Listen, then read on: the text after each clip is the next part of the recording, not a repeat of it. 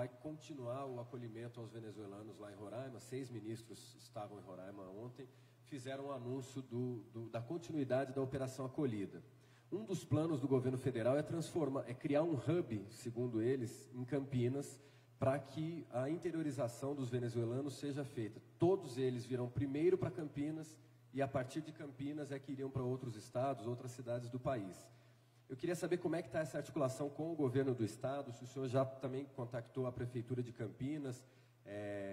Esse projeto deve ir para frente, de receber todos os venezuelanos primeiro em Campinas, para depois ir para outras regiões do Brasil? Vitor, não houve o contato oficial com o governo do Estado de São Paulo, não foi feito.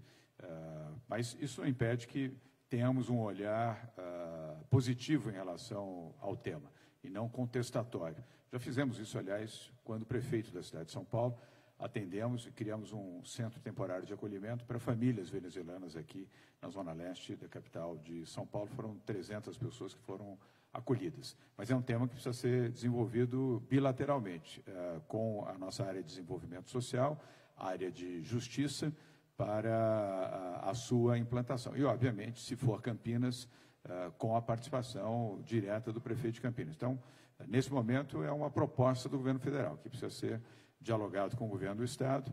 Seremos receptivos, preciso deixar claro, mas ainda não houve esse contato, então não temos condição de oferecer mais informações a esse respeito.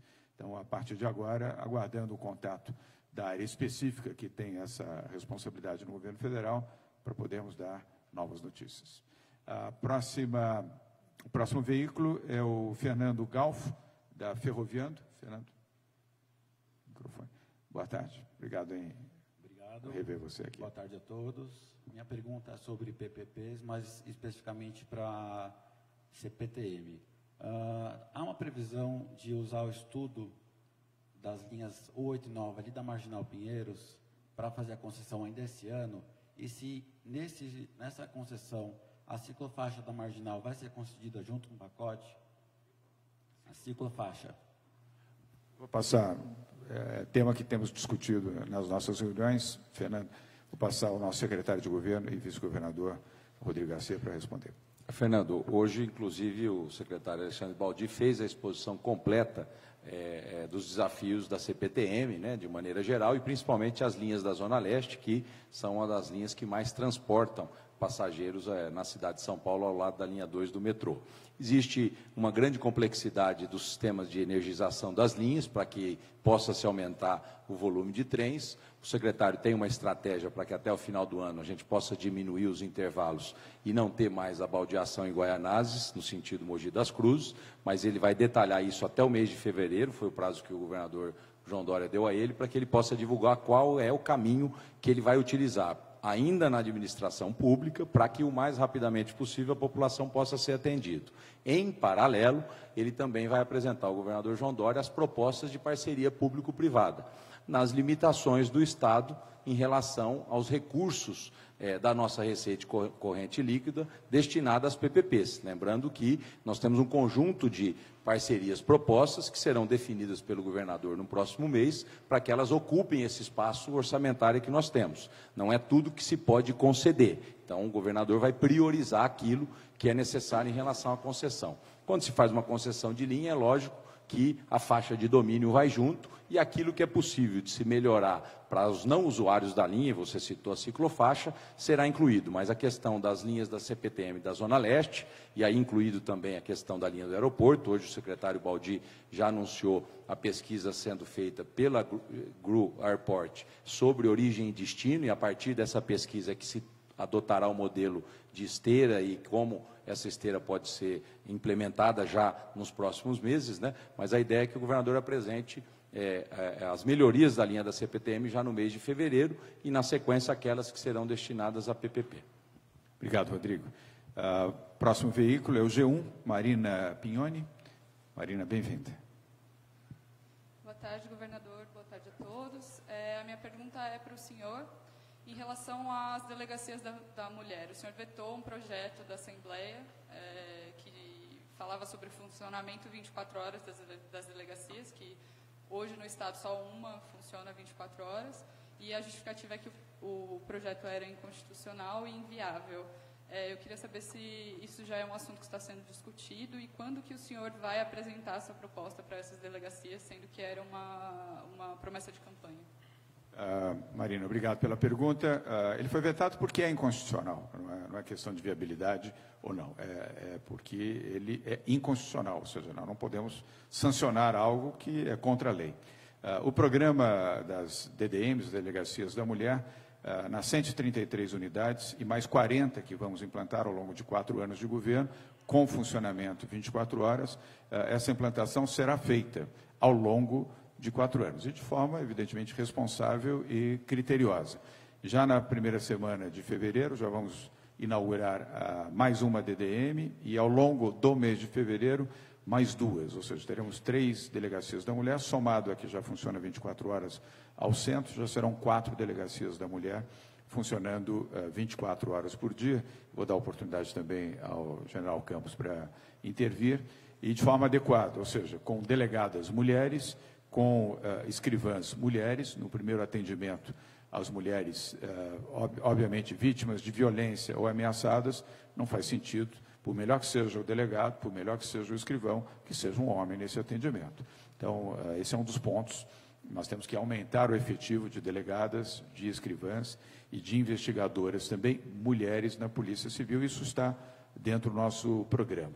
E colocar as delegacias também em condições adequadas ao atendimento das mulheres. Então, o programa vai avançar, é um programa robusto, importante, não há nenhuma ideia de reverter o processo, ele será implantado. Apenas a medida desta deputada do PT, ela era inconstitucional e o governador fez o que deveria fazer, vetar o projeto. O general Campos, acho que pode complementar a informação sobre as DDMs, Delegacias da Mulher, especificamente no seu funcionamento. Quer dizer, ela vai funcionar bem de dia, como deve, e gradualmente funcionará também de noite, dia e noite, 24 horas. General. Grato, Marina, pela pergunta. Marina, a natureza não dá salto. Nós temos 368 delegacias da mulher no Brasil. 37% delas está aqui em São Paulo. E a nossa primeira delegacia, ela funciona 24 horas a partir de 2016. Lógico que nós queremos implantá-las o quanto antes, mas dentro de um critério absolutamente técnico. E hoje, o que nós fazemos? As 1.405 delegacias que temos, as chamadas delegacias territoriais, elas têm pessoal especializado para atender essas mulheres que foram preparados para isso na Academia de Polícia, com cursos específicos para esse atendimento. Consoante a isso, nós temos funcionando 24 horas, hoje, as centrais de polícia judiciária. Essas centrais também terão alta prioridade para que, nas mais de 200 centrais que funcionam 24 horas, também haja uma equipe em condições absolutas, elegantes, boas, razoáveis para esse atendimento. Faremos, não porque é missão, faremos porque teremos absoluta consciência de que essas delegacias são importantes. A mulher bandeirante precisa desse apoio e a Secretaria de Segurança Pública está consciente e está com elas e irá proporcionar isso. Obrigado, general. Quarto veículo, dos 6 que se inscreveram aqui, Carolina Linhares, da Folha de São Paulo. Carolina, boa tarde, bem-vinda. Boa tarde. Boa tarde, governadora. A minha pergunta é para o senhor mesmo, vou seguir a toada dos colegas aqui e vou mudar de assunto.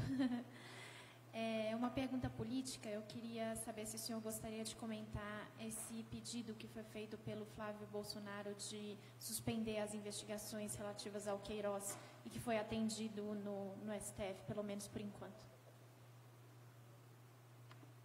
Carolina, não quero ser indelicado com você de forma alguma, mas eu prefiro não comentar esse assunto.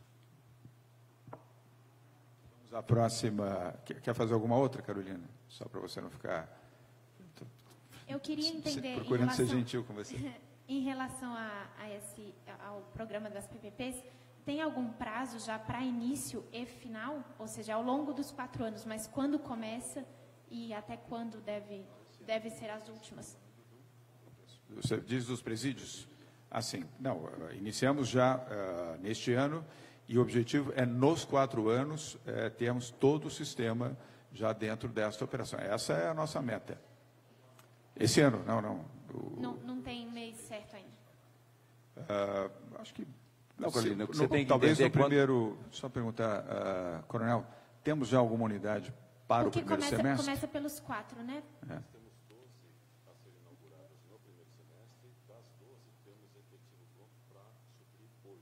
Ok. Tá, Rodrigo, pode complementar, então, só para não ficar sem as 4 que estão em obras custeadas pelo poder público possam ser incluídas nesse processo de PPP. Então, uma PPP nova. Normalmente, as PPPs que foram estudadas até agora partiam do pressuposto de entregar um terreno e a iniciativa privada fazer tudo e entregar a vaga. Nós vamos fazer uma parceria híbrida, então vamos colocar um edital de consulta pública o mais rápido possível, para que esse edital sofra as sugestões e críticas necessárias dos interessados, para que a gente possa fazer o edital final. Então, é o que o governador falou, no ano de 2019 nós teremos um edital, o primeiro edital de São Paulo, publicado, né? Vai depender o resultado dos interessados, ainda nesse ano de 2019, porque nós temos 4 presídios que a operação, na decisão do governador, será passada à iniciativa privada. Carolina, obrigado. O 5º veículo dos 6 inscritos, Bruno Ribeiro, do Estadão. Bruno, bem-vindo, boa tarde. Boa tarde. Os senhores decidem quem responder. Eu não sei se o fundo imobiliário ele vai envolver alienação de imóveis. A minha dúvida é se a questão do fundo tem que passar pela LESP, e isso é mesmo também da PPP dos presídios. Eu não sei se ela tem que passar por alguma lei específica. E uma segunda pergunta é a questão do pagamento por cartão de crédito. Como isso envolve uma demora para o Estado receber, esse pagamento não vai ser na mesma data, eu quero saber se vocês têm uma estimativa de quanto o Estado deve renunciar com juros, multas, essas questões, já que o pagamento vai ser feito depois da data de pagamento correta.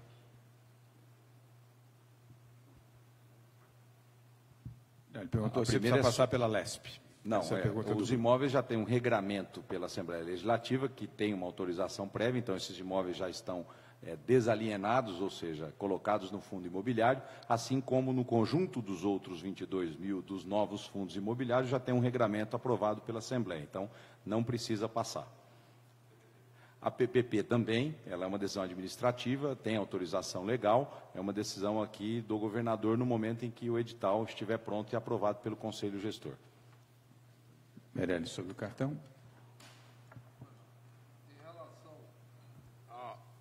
Em relação ao pagamento dentro dos prazos normais do cartão de crédito, evidentemente não cabe aí multa ou juros, porque isso está dentro exatamente das normas. Quer dizer, nós estamos negociando com os cartões exatamente possibilidade, inclusive, de adiantamento desse recebimento ou não, mas isso é uma questão de negociação do Estado com os bancos. Agora, do ponto de vista do contribuinte, ele paga, usa o cartão, paga no seu prazo normal. Agora, evidentemente, caso ele atrase o pagamento, aí sim haverá juros e multa, etc., como os termos da legislação.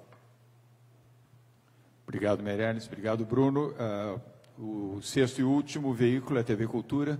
Sérgio Colassino, com a palavra. Boa tarde. Bem-vindo, Sérgio. Obrigado. Boa tarde, governador. Boa tarde a todos. Muitos estados passam por uma grave crise financeira, inclusive pedindo ajuda federal. Gostaria de saber do senhor o que o senhor pensa disso e, se o senhor me permite uma segunda pergunta, em relação à lei que proíbe consumo de bebidas alcoólicas nos postos de combustíveis. Gostaria de saber do senhor também o que o senhor pensa sobre isso. Obrigado. Sérgio, na primeira das duas perguntas que você fez, é uma crise que atinge um bom número de estados brasileiros, os estados que não fizeram a lição de casa, que não foram bem administrados. São Paulo, na gestão, Geraldo Alckmin, foi bem administrado e não sofre a consequência que outros estados, como Rio de Janeiro, Minas Gerais, Rio Grande do Sul, para citar 3 exemplos, vêm sofrendo, e muitos outros estados também. falta de boa gestão, falta de controle fiscal, leva a uma situação de debacle.